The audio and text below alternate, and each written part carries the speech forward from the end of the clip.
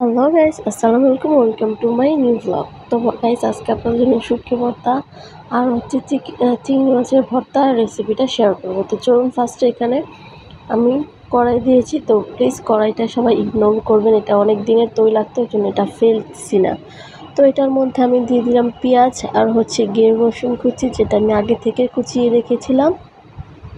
তো সেটা এটার মধ্যে দিয়ে দিয়েছি অ্যান্ড এটাকে ভালো করে আমি ভাজবো যতক্ষণ না পর্যন্ত এটা লাল লাল হয়ে আসবে।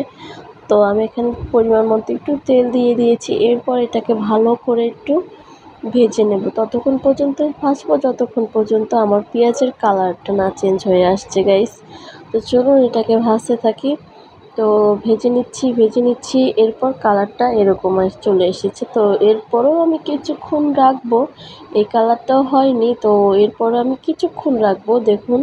তো আরও 2 মিনিটের মতো লাড়াচাড়া করে নিয়েছি, অলমোস্ট লাড়াচাড়া করতে করতে শেষ। তো এই পর্যায়ে আমি আপনাদের পেঁয়াজটা দেখিয়ে দিচ্ছি যে কেমন কালার হয়েছে পেঁয়াজটার। তো এটার মধ্যে কিছু কয়েকটা কাঁচাও আছে, কয়েকটা ভাজাও হয়েছে, এরকমই থাকবে। তো চলুন দেখাচ্ছি আপনাদেরকে পেঁয়াজটা। আমি এই পর্যায়ে আমি হচ্ছে যে এখন পেঁয়াজটা অলমোস্ট ভাজা শেষ, এখন আমি এটাকে নামিয়ে নিব। তো তার মধ্যে আপনাদেরকে একটু দেখাই যে পেঁয়াজের কালারটা এরকম এসেছে। তো এর মধ্যে নামিয়ে নিব। তো নামিয়ে নিয়েছি গাইস। এর মধ্যে দিয়ে দিয়েছি কাঁচামরিচ। কাঁচামরিচটা ভালো করে ভাজবো। তো কার ভাজার মধ্যে কিছু কথা বলি, তো কার শুটকি ভর্তা পছন্দ অবশ্যই কমেন্ট করে জানাবেন।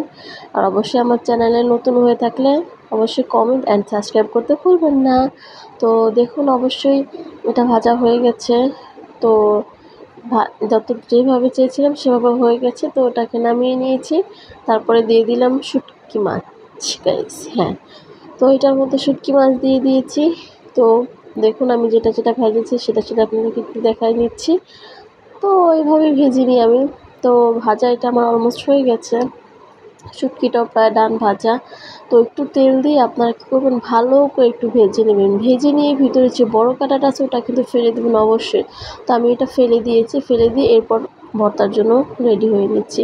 তো এরপর ব্লেন্ডারে সব কিছু দিয়ে দিব। তো ফার্স্টে শুটকি ভর্তা করবো, এর জন্য হোস্টে দিয়ে দিয়েছিলাম কাঁচামরিচ, সরি গাইস, শুটকি দিয়ে দিয়েছিলাম ফার্স্টে। তো এরপরে পেঁয়াজটা একটু পেঁয়াজ আর রসুনটা দিয়ে দিব, আর সাথে কাঁচামরিচ। তো সেদিন আমার ঝালটা খুব বেশি হয়ে গিয়েছিলো ভর্তাটা, তারপরও গাইস খুব মজা হয়েছে। তো আমার কাছে ধনেপাতাটা ছিল না, বাট এই জন্য আমি দিতে পারিনি। আপনাদের কাছে ধনেপাতাটা থাকলে কিন্তু স্কিপ করবেন না গাইস।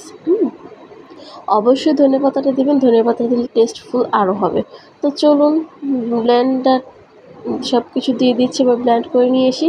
তো এই যে গাইস, দিস ইজ মাই শুটকির ফাইনাল লুক। তো গাইস, শুটকি হয়ে গেছে। এরপর চলে যাব চিংড়ি মাছ। তো চিংড়ি মাছও সেম প্রসেসে ব্লেন্ডার করে নিয়েছিলাম। তো এইভাবে দুইটাই ব্লেন্ডার করে নিয়েছি। তো গাইস, আশা করি আমার শুটকি ভর্তাটা আপনার কাছে ভালো লেগেছে। আল্লাহ হাফেজ।